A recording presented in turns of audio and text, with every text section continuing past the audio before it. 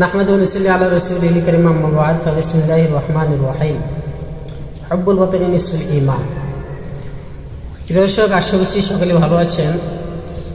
বরিশাল ভোলা চরপেশন chairman বাজার হাজারীগঞ্জ ৮ নং ওয়ার্ডের মধ্যে অবস্থিত ডক্টর ওবায়দুল্লাহ নুরানী হাফিজি কওমি মাদ্রাসার পরিচালক জনাব হযরত মাওলানা ইসহাক সাহেব মুদ্দাজির আলী মুহতামি মাত্র মাদ্রাসা হুজুরের পরামর্শ সাপেক্ষে আমরা সকল উস্তাদ ছাত্র শিক্ষক মিলে আজকে 16 ডিসেম্বরের উপলক্ষে আমাদেরকে যারা এই দেশ যুদ্ধ করে স্বাধীন করে আমাদের সামনে দিয়েছে, আমাদের কাছে দিতে আমরা স্বাধীনভাবে হাঁটতেছি, চলাফেরা করতে পারতেছি, তাদের জন্য দোয়া মাগফিরাতের অনুষ্ঠানের আয়োজন করেছেন।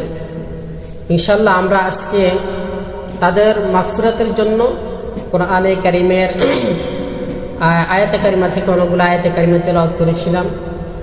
আমরা আরও অন্যান্য আদিয়া মাসনুনা দোয়া মাসনুনাগুলো পাঠ করেছি।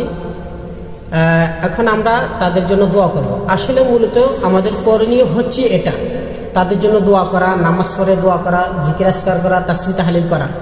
ওই ফুল নিয়ে শহীদ মিনারে গিয়ে দাঁড়িয়ে থাকা, এটার দ্বারা তাদের কবরে দান বাছার কোনো ফায়দা হবে না, তাদের কবরে বিন্দু পরিমাণ সওয়াবও যাবে না। ওখানে ফুল নিয়ে তার কবরে এক বস্তা ফুল নিয়ে দিয়ে দিলাম, এখানে লাভটা হলোটা কি?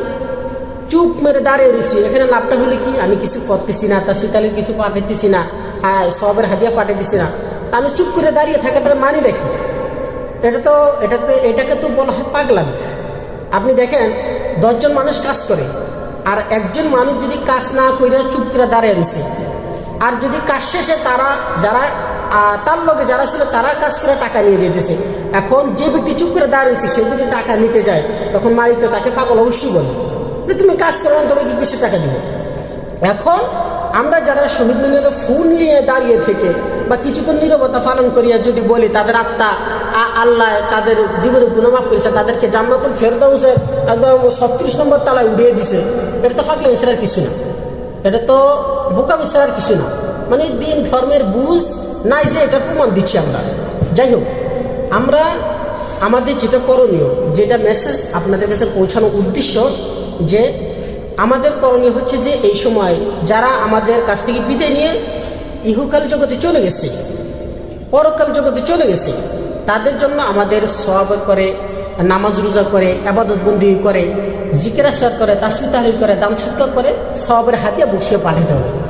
এই জন্য কোরআনের শরিয়া মোতাবেক, সুন্নাহ মোতাবেক আমরা দেশপ্রেম ইমানের অঙ্গ হিসেবে আমরা আমাদের শহীদ ভাইদের জন্য